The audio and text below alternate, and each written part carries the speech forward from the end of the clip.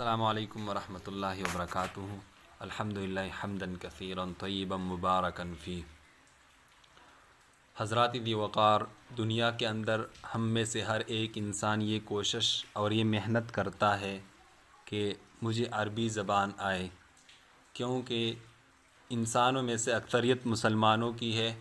اور مسلمان قرآن بھی پڑھتے ہیں اور حدیث بھی پڑھتے ہیں، اور جو قرآن ہے اور حدیث ہے یہ عربی زبان کے اندر ہے، تو اس لیے ہر ایک مسلمان کے لیے ضروری ہے کہ وہ عربی زبان کو جانے اور عربی زبان سیکھے۔ اس لیے ہم نے یہ علم شروع کیا ہے جس کا نام ہے علم النحو،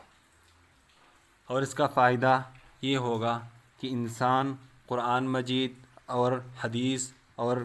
عربی کلام کرتے ہوئے اس کو کوئی مشکل نہیں ہوگی، یعنی جب وہ بات کرے گا یا قرآن پڑھے گا تو اس کو یہ پریشانی نہیں ہوگی کہ مجھ سے کوئی غلطی نہ آئے عربی زبان کے اندر، جب وہ یہ علم جانے۔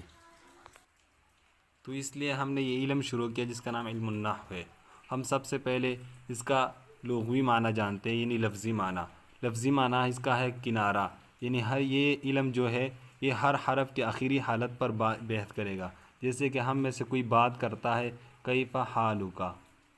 کیف حالک،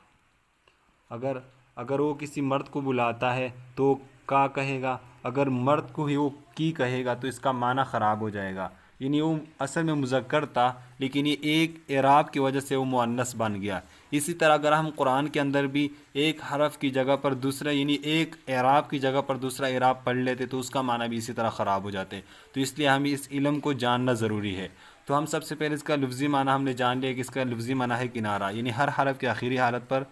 جو اعراب ہے اس کے بارے میں یہ بتا۔ دوسرا اس کا اصطلاحی تعریف۔ اصطلاحی تعریف یہ ہے کہ عربی کا علم النحو وہ علم ہے جس میں اسم، فعل، حرف کو جوڑ کر جملہ بنانے کی ترکیب اور ہر کلمے کے آخری حرف کی حالت معلوم ہو، یعنی سب سے پہلے